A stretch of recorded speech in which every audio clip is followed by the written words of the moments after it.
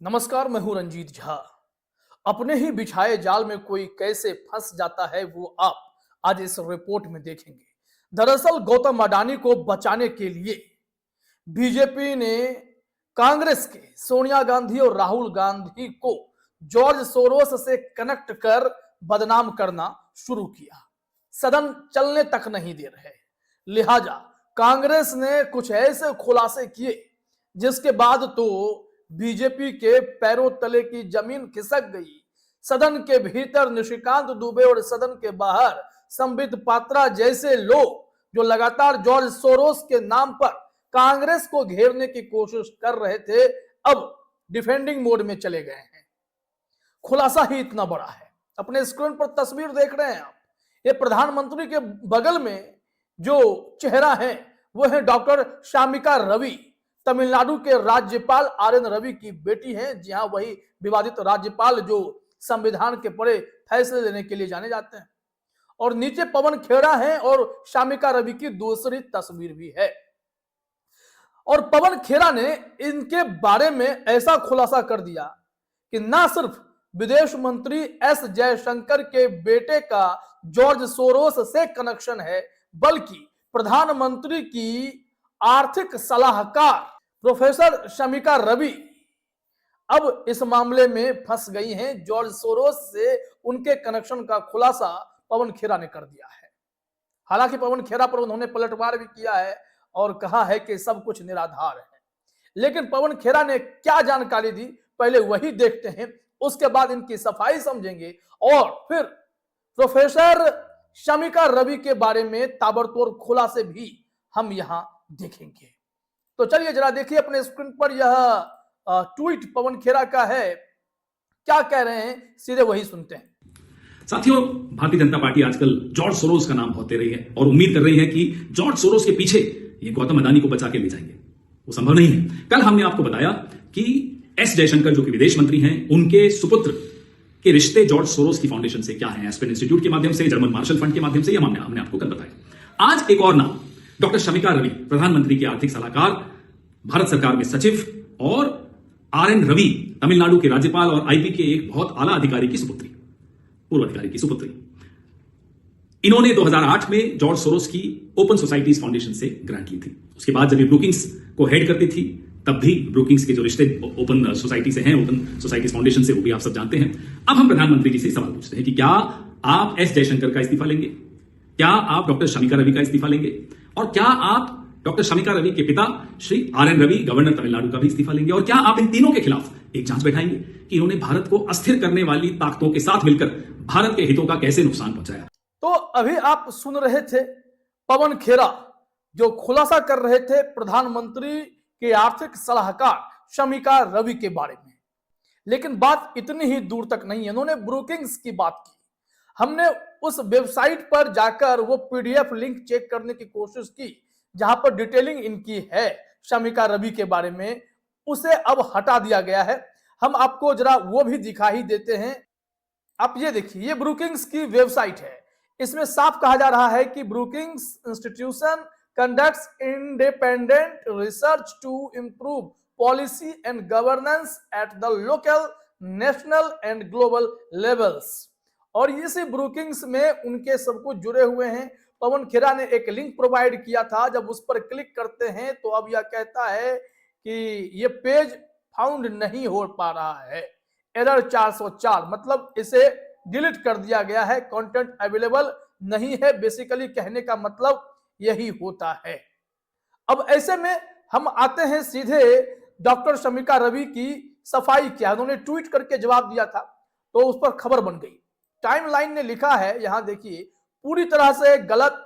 Doctor Shamika Ravi ने Soros funding पर कांग्रेस के आरोपों को स्पष्ट किया। क्या कहा उन्होंने, हम सीधे वहीं आते हैं। ये इनका ट्वीट आप देख सकते हैं, ये ट्वीट है। कहा जा रहा है डॉक्टर रवि ने स्पष्ट किया कि 2006-07 में ओपन सोसाइटी ने Indian school of business ISB को वित्त पोषित किया था, जहां उन्होंने सहायक प्रोफेसर के रूप में काम किया था। वित्तीय समावेशन के विषय पर अध्यापन और शोध किया था। उन्होंने कहा किसी भी संकाय सदस्य को सीधे कोई पैसा नहीं मिलता है। उन्होंने आगे कहा कि 18 साल बाद मैं ईएसी यानी आप जानते हैं इकोनॉमिक एडवाइजरी काउंसिल जो पीएम का होता है में शामिल हो गई। मुझे अपने काम, अपने देश या अपने प्रधानमंत्री पर पहले कभी इतना गर्व नहीं हुआ। विपक्षी पार्टी पर पलटवार करते हुए उन्होंने पूछा।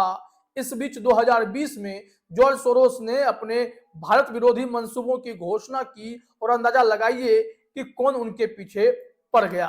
ये इनके ट्वीट का हमने हिंदी मतलब एक खबरिया वेबसाइट टाइमलाइन डेली के जरिए बताने की कोशिश की है।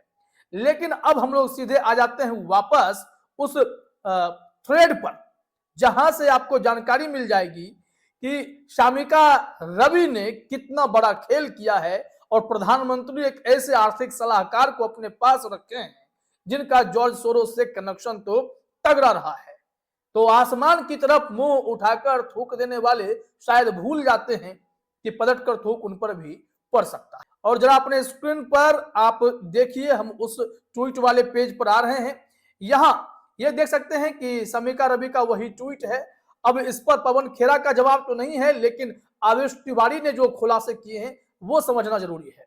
कहा जा रहा है मैडम शामिका रवि पहले अपने सीवी में सोरोस से फंडिंग का जिक्र करती हैं, हालांकि वो अब प्रधानमंत्री के साथ काम करने से हो रहे गर्व का भी जिक्र कर रही है।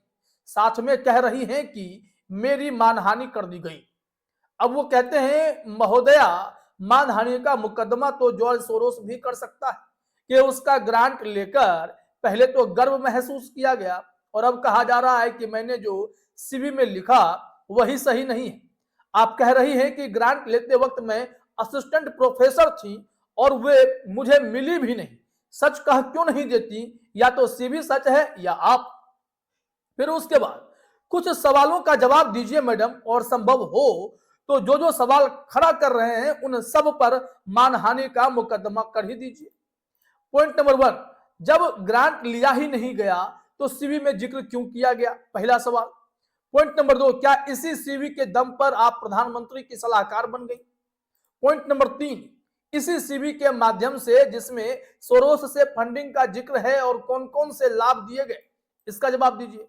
पॉइंट नंबर 4, क्या बतौर सलाहकार आपने सोरोस या उसके किसी नजदीकी से हाल फिलहाल में मुलाकात की है?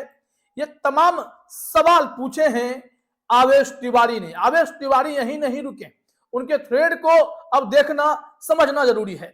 इनके एक अगले ट्वीट को देखिए। शामिका रवि की तस्वीर लेकर वो लिख रहे हैं, प्रधानमंत्री की सलाहकार और जॉर्ज सोरोस के फंडिंग पर पली बढ़ी शामिका रवि को लेकर चौंकाने वाला सच सामने आया है। फंडिंग के खुलासे के बाद वरिष्ठ कांग्रेस नेता पवन खेरा को मानहानि के मुकदमे की धमकी देने वाली शामिका आदतन नकल चोर हैं, जो दूसरे विद्वान लेखकों के लिखे लेख के हिस्से को अपने लेख में चेप देती हैं। इन्होंने कहा है, आप यह जानकर दांतों तले उंगली दबा लेंगे कि 25 मई 2020 को प्रधानमंत्री आर्थिक सलाहकार के तौर पर इंडियन एक्सप्रेस में छपे उनके लेख को नकल की वजह से हटाना पड़ा, क्योंकि उसमें उन्होंने कार्तिक मुरलीधरन नामक अर्थशास्त्री के लिखे लेख के हिस्से को चुराकर अपने लेख में चेप दिया था। बात यही खत्म नहीं होती, उन्होंने अर्थशास्त्री पॉल रोमर के पेपर के एक हिस्से को भी अपने लेख में चिपका दिया था। यह दोनों चोरियों के प्रमाण मेरे पास मौजूद हैं। उस वक्त भी शामिका ने इस चोरी की माफी नहीं मांगी थी। उन्होंने इंडियन एक्सप्रेस में कॉपी पेस्ट आर्टिकल छपवाए, जिसे बाद में इंडियन एक्सप्रेस ने डिलीट तक कर दिया। अब यहां से देखिए, एक और पोस्ट इनका जानना जरूरी है। वो एक और खुलासा कर रहे हैं। यहां आवेश फिर उनकी तस्वीर को साझा करते हुए लिख रहे हैं, जरा देखिए कि चलिए एक और खुलासा आप सबके जेर नजर है। आपको याद हो कि इसी वर्ष लोकसभा के चुनाव के ठीक पहले प्रधानमंत्री की इकोनॉमिक एडवाइजरी काउंसिल ने एक गजब का दावा किया था। कथित प्रोफेसर शामिका रवि के नेतृत्व में प्रधानमंत्री कार्यालय को राष्ट्रीय महत्व के मसलों को लेकर किए गए इस दावे में कहा गया कि 1950 से 2015 तक देश में मुस्लिमों की आबादी 43% बढ़ गई है, वहीं हिंदुओं की आबादी 7.8% तक घट गई है। आश्चर्यजनक यह था कि अपने दावे के समर्थन में उन्होंने जिस संस्था एडीसीआर के आंकड़े का इस्तेमाल किया, वह दुनिया भर में अलग अलग धर्मों के लोगों की वास्तविक जनसंख्या को लेकर कोई आंकड़ा देता ही नहीं। शामिका के इस भ्रामक दावे ने बीजेपी को मजबूत किया और जनता के मन में मुस्लिमों के खिलाफ और नफरत भर दी। क्या यह सब जॉर्ज सोरोस के पैसे से हो रहा था? ये सवाल आवेश तिवारी ने पूछा है। आवेश जी ने एक के बाद एक कई ऐसे थ्रेड साझा किए हैं जो इनके पोल खोल देने के लिए काफी है। तो शामिका रवि पर पूरा का पूरा सिस्टम इस वक्त जो आप देख रहे हैं पीछे पड़ा है, जवाब मांग रहा है। बीजेपी वाले जवाब क्या देंगे? प्रधानमंत्री नरेंद्र मोदी के इशारे पर कैसे अडानी को सेफ करने के लिए जॉर्ज सोरोस को देश का बड़ा मुद्दा बनाया गया, जबकि अडानी पर जवाब देने से बचा जाने लगा। लेकिन उन्हें क्या पता था कि जॉर्ज सोरोस इतनी गहराई से बीजेपी भालू के साथ खड़ा है कि उनका जवाब देते देते इनका पसीना छूट जाएगा। अब प्रोफेसर डॉक्टर शामिका रवि बुरी तरीके से उलझ गई हैं। पवन खेरा ने जो खुलासा किया उसके बाद आगे बढ़ाते हुए आवेश तिवारी ने भी कई तीखे सवाल पूछकर इनकी बोलती बंद कर दी है। अब देखते हैं कि आने वाले समय में जॉर्ज सोरोस का मुद्दा दबकर अडानी का मुद्दा फिर देश का मुद्दा बनता है या फिर जॉर्ज सोरोस में ही इस वक्त घुमक्कड़ी हम लोगों को देखने को मिलता रहेगा। फिलहाल इस वीडियो में इतना ही। आप सभी का हमसे जुड़ने के लिए बहुत बहुत धन्यवाद।